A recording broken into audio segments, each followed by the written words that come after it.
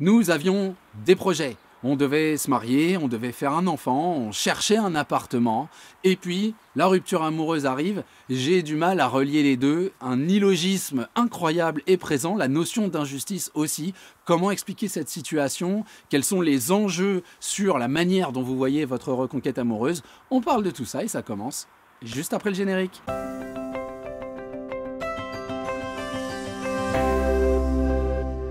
Salut à vous, c'est Jean-Baptiste de jbmerci.com, ravi de vous retrouver aujourd'hui pour continuer nos réflexions autour de votre reconquête amoureuse. Et je commence par introduire des excuses sur le fait que j'ai une petite extinction de voix. J'espère que ça ne nuira pas trop à la qualité sonore, que vous allez pouvoir comprendre ce que je dis, mais je peux rien y faire. Et du coup, je me permets de lancer le sujet que j'ai appelé la désillusion future et la notion d'injustice. Ce que je veux mettre en relief, c'est ce paramètre que vous avez sans doute dû affronter, qui vous fait encore excessivement mal aujourd'hui, cette espèce d'illogisme absolu auquel on fait face quand avec la personne qui nous quitte, entre guillemets, subitement. C'était peut-être pas si soudain que ça, il y a peut-être eu une construction, mais dans les faits, vous aviez des projets avec cette personne-là.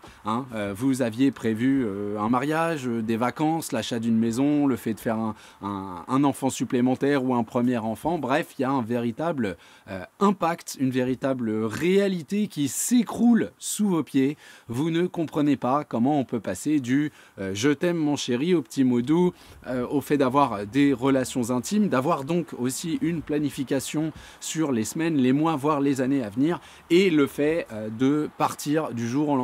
Alors cette vidéo, elle n'est pas là pour vous expliquer pourquoi votre ex a pris la décision qu'il ou elle a prise, mais plus justement pour parler de l'effet créé chez vous au moment de vivre cette désillusion, parce qu'on comprend que oui, ça va avoir un impact sur votre manière de voir la reconquête amoureuse et sur votre manière de la gérer, bien évidemment. Donc on commence, on se lance directement dans la première de nos deux parties que j'ai appelée le décalage intellectuel.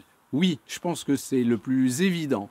Au moment où vous réfléchissez sur votre rupture amoureuse, déjà, il y a toute la violence de l'annonce, très clairement. Comment tu peux ne plus m'aimer? Pourquoi? On peut faire quelque chose. Je vais trouver le moyen de. Je vais changer. Il y a tout cette espèce de réflexe intellectuel de finalement la défense et la démonstration de la valeur de votre couple, de la valeur que la personne a à vos yeux qui se met en place. On le comprend bien. Et puis, assez rapidement, on comprend que vous ne comprenez plus. Voilà. Et on ne peut pas vous jeter la pierre, très clairement. Encore une fois, vous avez face à vous quelqu'un qui avait une attitude, même s'il y avait des embrouilles, des problématiques, souci au niveau de la communication ou que sais-je, on avait quand même cette idée de faire quelque chose ensemble à l'avenir et quelque chose qui est relativement impliquant. Évidemment, je ne parle pas forcément d'aller au barbecue de votre cousin vendredi prochain et puis on a rompu jeudi. Et mince, qu'est-ce que je vais faire de ma côte de bœuf? Oui, non, je parle de choses impactantes comme effectivement ce que j'ai cité, un voyage, un enfant, un mariage, quelque chose de réellement bouleversant pour votre vie, ou en tout cas qui confirme le statut de couple. Et là, on se retrouve dans cette idée que on devait faire ça. Donc, quelque part, même si tout n'était pas rose, il y avait quand même cette acceptation de la promesse fondamentale du couple, le fait que quand on a des soucis, on est capable de passer outre, on est capable de communiquer, on est capable d'aller chercher des ressources, au fait de, tout à coup, la punition ou la conclusion, c'est on va pas être ensemble. On va faire un enfant, mais on va plus être ensemble. On va se marier, mais tu me quittes. On va acheter un appart, on va... Comment on fait en fait? Et bon, on comprend que la conclusion c'est on fait pas, je veux dire, il n'y a pas besoin d'être Einstein pour ça, mais du coup, il y a véritablement ce décalage intellectuel qui va être présent, cette notion d'injustice qui va être excessivement criante, très clairement, et cette idée-là, cet illogisme excessivement présent, comme je vous le disais, il a un grand impact au niveau de votre construction, de votre communication, c'est que ça va pousser à l'argumentation, ça va vous pousser à justement établir votre camp de base autour de ces forteresses que sont ces grandes décisions que vous aviez prises avec votre ex. Je ne dis pas que vous avez tort, je dis juste que nécessairement, la personne que vous allez avoir face à vous, si elle a pris une décision qui va complètement à l'inverse de ses projets, c'est qu'à un moment donné, bah, les a remis en cause. Alors on ne vous l'a pas forcément partagé, et effectivement, vous avez peut-être l'impression que le mardi, on vous disait oui, oui, on va continuer, on va faire ci, on avait peut-être même une visite chez le notaire, et le mercredi, tout est fini. Donc on a véritablement cette impression chez vous de plus connaître l'autre, d'être trahi, d'avoir été manipulé, et tout ça, je le reconnais, je le comprends. Je le remets en cause aussi parce que on n'est pas dans la tête et dans le cœur de la personne que vous avez face à vous. Je ne sais pas et je ne peux pas expliquer, c'est ça que vous voulez m'entendre dire, il n'y a pas de souci, pourquoi il y a eu cette espèce de switch. Ce qui est réel pour moi, c'est qu'il est présent et que nous baser sur l'aigreur, sur des velléités malsaines de la part de votre ex, sur cette volonté de vous manipuler, sur toutes les idées qui sont archi présentes. Moi, tous les jours, j'entends parler de pervers narcissiques, de manipulation, etc. etc. Je ne dis pas que ça n'existe pas. Je dis juste que si à chaque fois qu'on me le mentionne, c'était vrai, il ne faudrait plus sortir de chez vous, je vous l'assure. Donc, ce que je suis en train de dire, c'est que de toute façon, si vous regardez cette vidéo, il y a quand même des chances qu'in fine, vous vouliez mener une reconquête amoureuse. Enfin, quoique, j'ai eu la démonstration récemment des gens qui viennent regarder les vidéos juste pour cracher sur les contenus, voire sur moi, et me traiter de tous les noms. Soit, pas de souci avec ça. Maintenant, je pense que la grande majorité des gens qui regardent ces vidéos, c'est quand même justement pour un peu mieux comprendre la situation et pour avancer dans cette reconquête amoureuse. Maintenant, effectivement, dans le fait de comprendre cette situation, et il y a une place à l'incompréhension, il y a une place à cette idée que ce qui va nous intéresser, c'est pas tant le pourquoi mon ex a fait volte-face, pourquoi est-ce qu'on va pas partir en vacances, pourquoi est-ce qu'on n'aura pas notre deuxième enfant et pourquoi est-ce que finalement on va pas s'installer ensemble, mais plutôt qu'est-ce que je fais de cette information. Et là, on comprend que même si l'injustice est présente, même si l'incompréhension est présente, même si vous avez l'impression d'être trahi, de traîner dans la boue, etc., etc., etc., si, et je dis bien si vous voulez mener une reconquête amoureuse, je ne vous dis pas qu'il faut mener une reconquête amoureuse, je vous dis que si vous voulez mener une reconquête amoureuse, on se doute que de s'appuyer sur ces pôles de communication-là, ça ne va pas créer de l'amour. Vous avez sans doute essayé au moment de la rupture de dire mais chérie, oh, t'as fumé quoi là? Parce que apparemment c'est fort, Attends, on devait faire un gamin. Là tu me quittes. Ça marche pas. Et j'imagine que votre ex s'est pas dit. Ah ouais, j'avais pas pensé à ce détail. Oublie, c'était une bêtise, effectivement, tiens, c'était un peu fort, si t'en veux, viens, on partage. Non, il y a de fortes chances que la personne face à vous ait commencé à bafouiller et pas réussi totalement à vous expliquer. Et ça, d'ailleurs, ça nous permet de basculer sur notre deuxième idée, qui est un argument que vous aimez pas, qui peut sembler un peu fourre-tout, je l'entends tout à fait, mais qui est absolument réel. C'est l'absence de logique dans le relationnel. Le relationnel n'est pas basé sur l'intellectuel. Le relationnel est basé sur l'émotion, sur le ressenti. Et ça, très clairement, c'est quelque chose que nous aussi, au moment où on voit cette absence d'objectivité chez l'autre, où on voit cette injustice, nous aussi, ça, on va complètement le laisser de côté. On va être dans l'argumentation, on va être dans la démonstration, on va être dans l'explication, on va être dans la recherche de preuves, on va être dans cette espèce de tendance assez qui se relie un petit peu à l'avocat, qui fait sa grande plaidoirie, sa déclamation à la fin du procès pour prouver à monsieur ou madame le juge qu'effectivement l'accusé est bien la personne qu'on recherche et qu'effectivement il faut le punir en s'accordant sur les textes de loi préexistants. La reconquête amoureuse, c'est pas une punition. Et plus vous allez expliquer à votre ex qu'il ou elle a tort, plus il ou elle va se sentir puni. Je ne suis pas en train de caresser la tête de votre ex et de vous dire il ou elle a raison.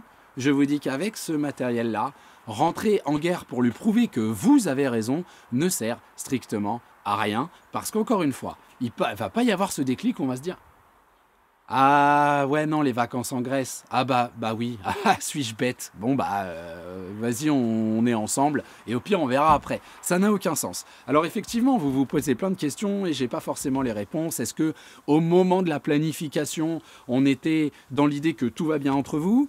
Est-ce qu'on était dans l'idée que c'est un petit peu notre dernière chance et finalement, avant même la dite réalisation, j'ai mis un petit peu, je parle de votre ex, j'ai mis un petit peu ma lentille où je vois que de toute façon, les mauvais côtés sont plus présents que les bons côtés parce que quelque part, j'en reviens souvent aux mêmes idées, mais il y a une différence entre la rupture amoureuse et la séparation. La rupture amoureuse, sans être forcément actée, était déjà peut-être présente, c'était une petite graine, et puis là ça commence à pousser, hein. On est passé du bonsaï au baobab, et à un moment, qu'on veuille acheter un appart, qu'il y ait ceci, qu'il y ait cela, c'est juste trop pour moi, j'arrive pas. Il y a aussi cette idée fondamentale dans la vie de l'être humain qui est que prendre une décision, c'est quelque chose de difficile. La réaliser, la matérialiser, c'est encore plus difficile, hein. Je veux dire très clairement, entre se dire je vais m'inscrire à un concours, je vais suivre des études, je vais aller faire du sport, du saut à l'élastique ou que sais-je, et puis le fait de rentrer dans la salle d'examen, et puis le fait de pousser la porte de la salle de gym ou ouvrir la porte de l'avion et sauter, on peut accepter, je pense, j'espère, en tout cas moi c'est ce que j'essaye de faire, que tout à coup il y a un nouveau set de réflexions, de réactions qui sont basées sur les peurs et qui sont basées sur la stabilité de mon futur. On prend l'exemple le plus commun, le plus courant, cette idée que dans un couple qui ne fonctionne pas bien, qui a peut-être soit pas encore, soit déjà un enfant, il y a cette idée que je trouve illusoire, mais bon, ça c'est autre chose à discuter, qu'en faire un second ou faire un enfant tout court, ça va resserrer les liens, parce que tout à coup on est justement dans le projet commun, dans ce qu'il y a de plus beau, dans le partage, dans le symbole de notre amour, etc. etc. On sait que quand ça fonctionne pas et qu'il y a un enfant qui arrive, c'est très difficile, hein. D'abord il y a toute la période de grossesse, et puis derrière, si ça fonctionne, la conception, parce que ça aussi ça peut poser des problèmes, et puis derrière, il y a les naissances, il y a la réappropriation de son corps par la femme qui vient d'accoucher, il y a l'absence de sommeil, il y a toutes ces choses-là, l'organisation qui est extrêmement difficile. Donc on sait que c'est pas forcément le meilleur projet. En tout cas, si le couple va pas bien, est-ce que c'est acceptable de se dire qu'à un moment donné, entre la formulation du « je veux un enfant » et peut-être même la mise en route de la conception, et on va pas se leurrer, la conception, c'est pas ce qu'il y a de plus dur, et c'est sans doute, en tout cas dans les premières réflexions, ce qu'il y a de plus agréable aussi, hein. C'est quand même un partage relativement sympa, on va pas se mentir. Donc entre ce moment-là et le moment où je me pose 5 minutes et je me dis voilà, quand mon deuxième enfant va naître, il va falloir que je fasse ça, qu'il y aura ci, il y aura ça. Et là, aujourd'hui, on se prend la tête parce qu'il te manque un petit pois dans ton assiette.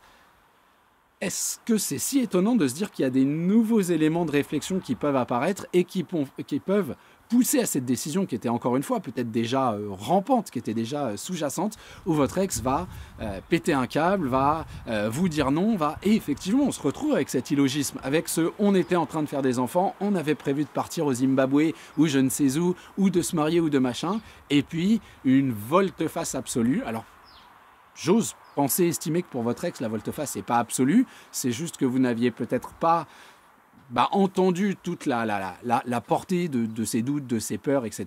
Quoique c'est aussi possible d'avoir quelque chose d'absolu, notamment dans des cas où il se passe quelque chose de complètement imprévu, hein. J'ai vu des situations où un accident de voiture, où on voit sa vie défiler devant ses yeux et où bam, le premier fusible qui saute, c'est le couple, alors qu'on a une famille, des enfants et tout, et là on se barre tout seul à Tahiti pour aller boire des mojitos. Je comprends que ce soit choquant pour la personne qui reste, et là effectivement on est dans le cadre de quelque chose qui relève sans doute du choc psychologique, mais autrement il y a quand même cette idée qu'il devait y avoir des éléments de réflexion qui ne sont pas forcément partagés avec vous, et ça aussi c'est peut-être injuste, je l'entends bien, mais on peut comprendre que votre ex ait été amené à ce genre de choses. Et puis je reviens sur l'argument le plus décisif et le plus important, c'est encore une fois que si vous ne comprenez pas, c'est parce que votre ex, ce cheminement, il n'a pas été fait uniquement, ou voire pas du tout, avec le cerveau. Il y a un moment, ce ressenti que c'est peut-être une connerie,